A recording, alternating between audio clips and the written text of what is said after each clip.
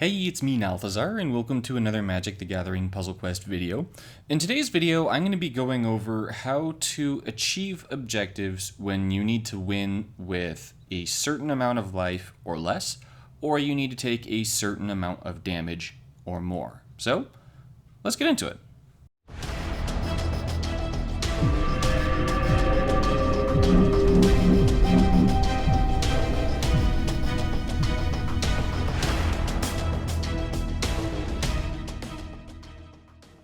Now, this got brought upon because I got a new patron back in October named Russell.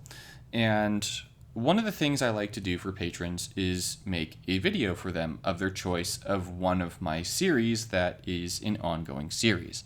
And so Russell sent me one thing that I've always thought would be interesting is something related to, but more generalized than your Achieving Perfection series. That is, a video discussing various types of objectives and give general approaches to them. Example, tips on how to win while losing a certain number of your own creatures or whatever.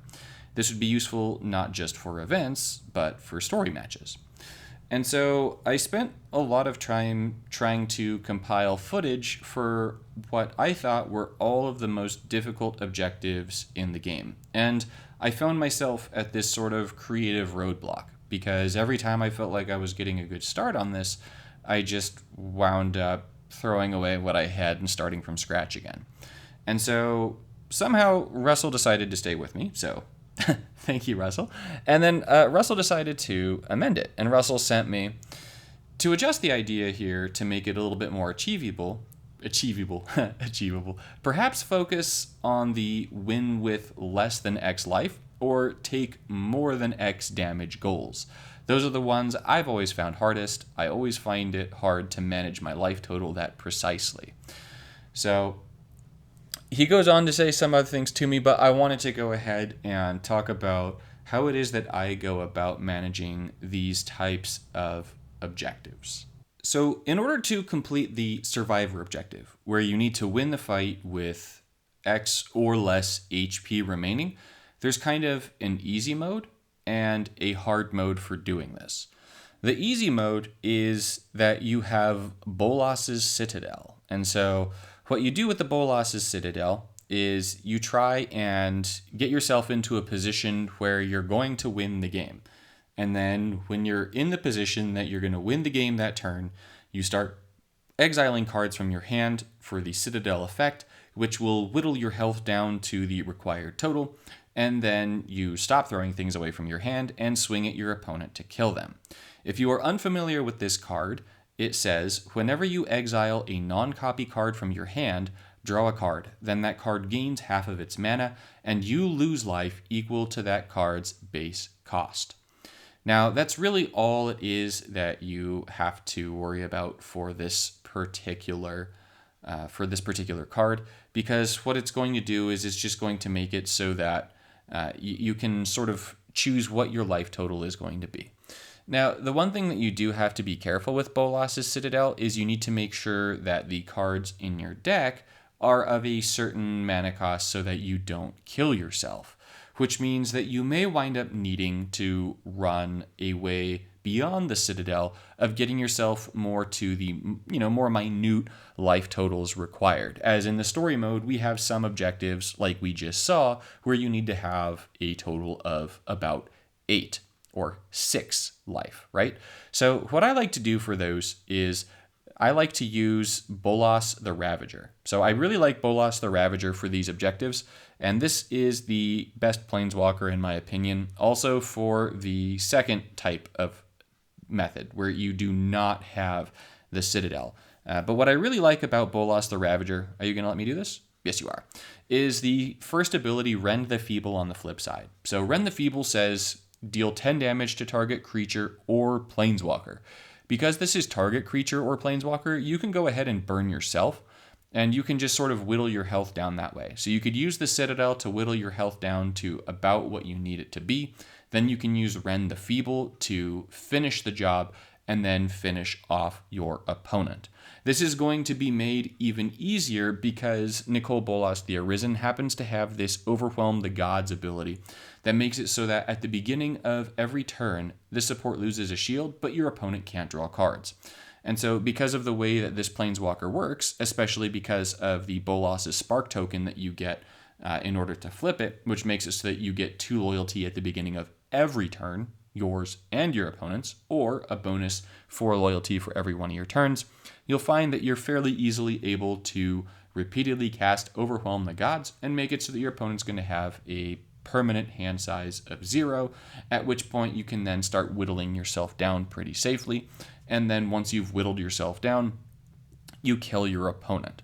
Now, there's some footage showing on the side of this all happening and how I would use Nicol Bolas the Arisen in conjunction with Bolas' Citadel. Now, in the gameplay that you're seeing where I am doing this, you will notice that I'm actually not killing my opponent the turn that I do that, and that's just because between the Herald of Anguish, which is going to make it so that my opponent is discarding a card every single turn, and then the support that Bolas is going to put down that makes it so my opponent can't draw cards, I already know that my opponent's not going to be able to do anything, and I have the game won. You do need to be careful if your opponent is playing a Planeswalker that has a fetch ability, because fetch will indeed bypass that card draw, but otherwise you just get rid of your opponent's battlefield, you get that particular support down with a 3rd ability, and then you've got smooth sailing. Now, the next way to do this, and this is the second method, this is the trickier method, is if we wind up using ourselves a Planeswalker and we just burn ourselves down. Now, you want to make sure, just like with the Bolas objective, that you have what it takes to finish off your opponent. And so you're going to see some footage on the side again of how it is I go about this with Chandra. But the idea is that you want to run cards that are able to burn yourself. You want cards that are going to make it so that you can deal direct damage to yourself.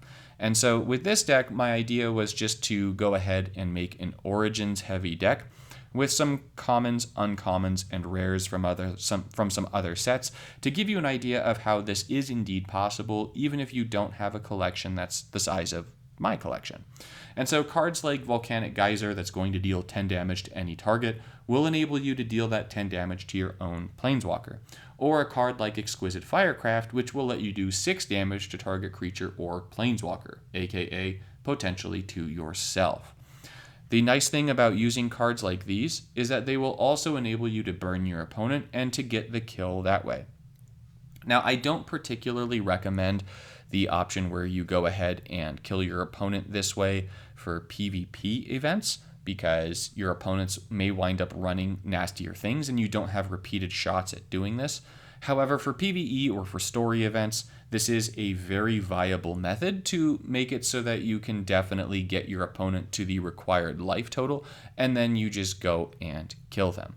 Now, I did wind up editing the footage that I had down a bit because the matches where you do need to have your life totals really low are inherently going to be much longer matches. Now, as an added bonus for this video, I also wanted to go ahead and showcase a card that I like to use for almost all of my events where I need to take X or more damage. And yes, with a take X or more damage, you can use either of the two methods that I just showed you, either the method that I was using with Bolas' Citadel, or using Bolas the Arisen to lock your opponent down and then burn yourself, or you could use something like a red Planeswalker and just go ahead and burn yourself. But what I like to do for this particular objective is I like to use what I think is a lesser known card to a lot of players called Axis of Mortality. And what Axis of Mortality does is it says that at the beginning of each player's turn, that player gains 5 life and their opponent loses 5 life.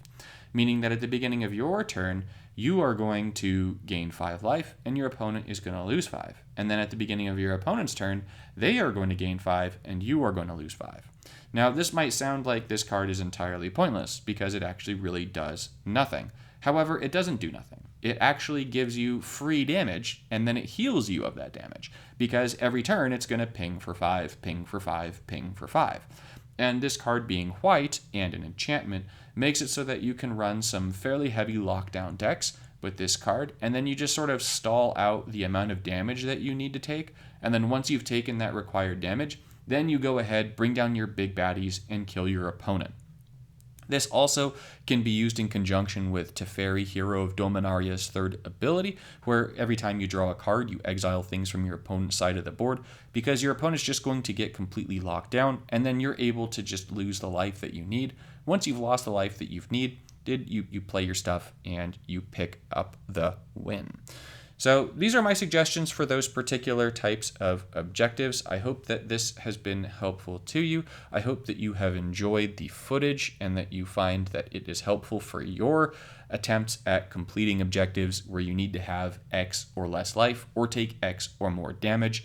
These happen to be the methods that I think are the best methods. Russell, thank you so much for sticking with me so long and being so patient with me as I've put this together. I know it's been a long time, and, well, way longer than it's needed to be. But nonetheless, I very much appreciate you and your support of my channel and sticking with me as I got this done. So thank you all so much for watching.